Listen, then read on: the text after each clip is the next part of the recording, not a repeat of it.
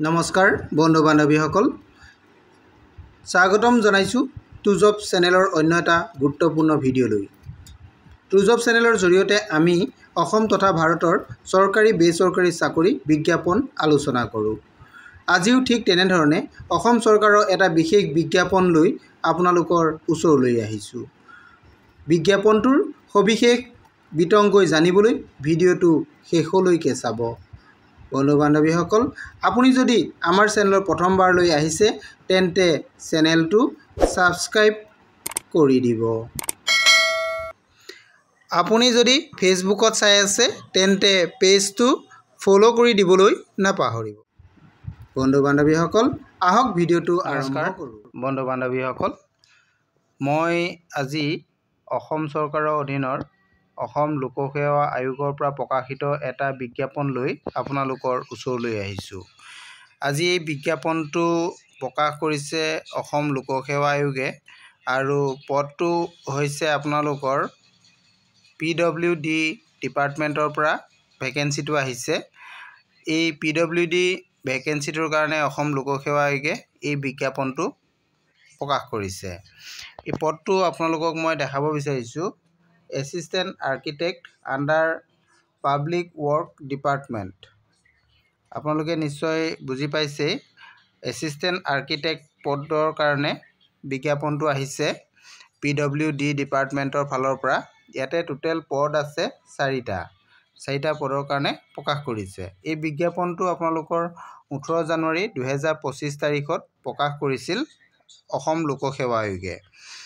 আৰু আমি পদকেইটাৰ ডিটেইলছ আপোনালোকক জনাবলৈ চেষ্টা কৰিম। প্ৰথমতে আমি আহিছোঁ যিটো পদ, এই পদটোৰ কোন কোন কেটেগৰীত কিমানটা পদ আছে আমি সেইকেইটাৰ বিষয়ে জনাব বিচাৰিছোঁ। যিহেতু মুঠ পদ আছিলে 4টা, তাৰে অ'পেন কেটেগৰীত আপোনালোকৰ পদ দিছে 2টা আৰু OBC কেটেগৰীত দিয়া হৈছে 1টা আৰু এটা পদ দিয়া হৈছে ST হিলছৰ কাৰণে 1টা পদ। টোটেল আপোনালোকৰ এই পদ হৈছে 4টা।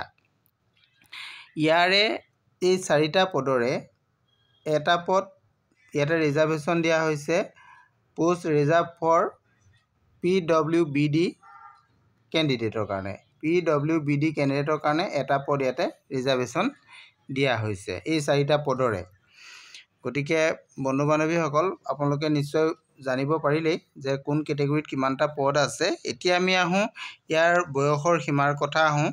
কিমান বয়সৰ হ'লে আপোনালোকে এই পদৰ কাৰণে এপ্লাই কৰিব পাৰিব। ইয়াতে বয়সটো আপোনালোকে চাব, এজটো দিয়া হৈছে আপোনালোকৰ 21ৰ পৰা 38 ইয়াৰ্ছলৈকে হ'ব লাগিব আৰু বয়সটো আপোনালোকৰ 1/1/2025লৈকে ধৰা হ'ব। গতিকে 1/1/2025লৈকে আপোনালোকৰ বয়স যদি 21ৰ পৰা 38 বছৰ ভিতৰত আছে তেনেহ'লে আপোনালোকে এই পদকেইটাৰ কাৰণে আবেদন কৰিব পাৰিব।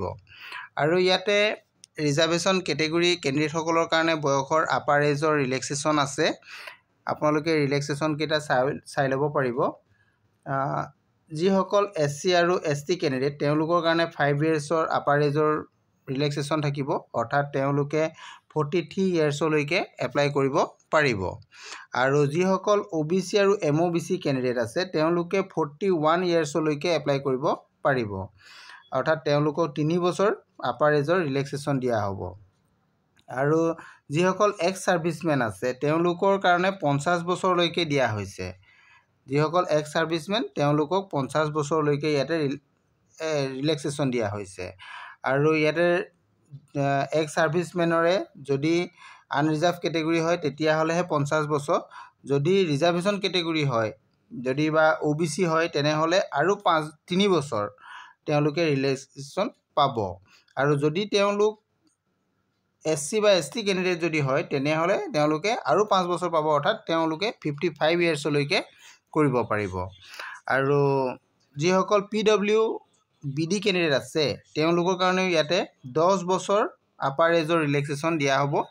তেওঁলোকৰ যদি জেনেৰেল কেটেগৰী কেণ্ডিডেটসকলৰ কাৰণে 10 বছৰ, অৰ্থাৎ তেওঁলোকে 38 আছিলে 48 ইয়াৰ্ছলৈকে তেওঁলোকে আবেদন কৰিব পাৰিব। এইখিনি আছিলে তেওঁলোকৰ বয়সৰ সীমাৰ কথা। আমি এতিয়া আহোঁ তেওঁলোকে এই পদসমূহৰ কাৰণে এটা ন্যূনতম এপ্লিকেশ্যন ফিজ দিব লাগিব। এই এপ্লিকেশ্যন ফিজটোৰ বিষয়ে মই আপোনালোকক জনাব বিচাৰিছোঁ। ইয়াতে কেটেগৰী ৱাইজত ভাগ কৰা আছে, আপোনালোকে চাব পাৰিব। যিসকল জেনেৰেল কেণ্ডিডেট হয় তেওঁলোকে ইয়াতে 297.20 रुपीस पेमेंट কৰিব লাগিব। এই পেমেন্টটো আপোনালোকে অনলাইন থ্ৰু কৰিব লাগিব। আৰু OBC আৰু MOBC কেণ্ডিডেট সকলে ইয়াতে 197.20 रुपीस পেমেন্ট কৰিব লাগিব। আৰু যিসকল SC ST BPL আৰু PWBD কেণ্ডিডেট আছে তেওঁলোকৰ কাৰণে ইয়াতে 47.20 रुपीस পেমেন্ট কৰিবলৈ কৈছে।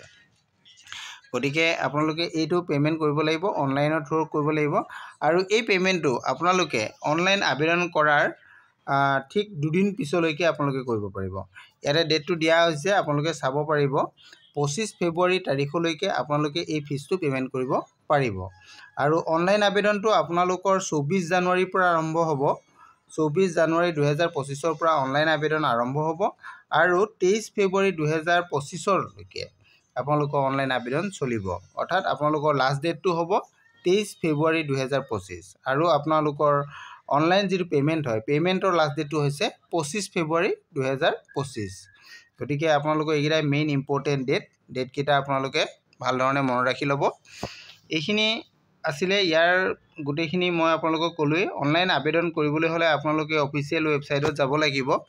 apscrecruitment.in এইটো ইয়াৰ অফিচিয়েল ৱেবছাইট। এই অফিচিয়েল ৱেবছাইটত গৈ আপোনালোকে এই পদৰ কাৰণে আবেদন কৰিব পাৰিব। আৰু ইয়াৰ বিষয়ে আৰু সবিশেষ জানিবলৈ হ'লে আপোনালোকে বিজ্ঞাপনটো অফিচিয়েল ৱেবছাইটত গৈ ডাউনলোড কৰি ল'ব। ডাউনলোড কৰি লৈ তাৰ পৰা সবিশেষ চাই ল'ব পাৰিব কেনে ধৰণে কি কৰিব লাগিব। মই যিমানখিনি পাৰো আপোনালোকক বুজাই দিবলৈ চেষ্টা কৰিলোঁ। আৰু বিজ্ঞাপনটো আজি ইমানেই আছিলে, গোটেইখিনি আপোনাক ক'লোৱেই। ইয়াতে দৰমহাটো কথাও আছে, মই দৰমহাটো কথা ক'ব থাকি গৈছিলে। মই আপোনালোকৰ দৰমহাটো আপোনালোকক দেখাই দিছোঁ। স্কেল অফ পে আপোনালোকক স্কেল অফ পেটো দিয়া হ'ব। পে স্কেল দিব প্লাছ গেট পে থাকিব প্লাছ আদাৰ এলাউন্সেছ, এই তিনিটা থাকিব আপোনালোকৰ। এই পে স্কেলটো আপোনালোকৰ দিয়া হৈছে 30,000 to 1,10,000 লৈকে। আৰু গ্ৰেড পেটো আছে আপোনালোকৰ ইয়াতে 12,700 টকাৰ পৰা আৰম্ভ হ'ব। পে বেণ্ডটো আপোনালোকৰ 4 হ'ব। আৰু ইয়াৰ কাৰণে আপোনালোকৰ শিক্ষাগত অৰ্হতাৰ কথাও আছে। শিক্ষাগত অৰ্হতাৰ কথা মই আপোনালোকক জনোৱা হোৱা নাই, মই আপোনালোকক জনাই দিছোঁ। শিক্ষাগত অৰ্হতা আপোনালোকক দিয়া হৈছে বেচেলৰ ডিগ্ৰী ইন আৰ্কিটেকচাৰ।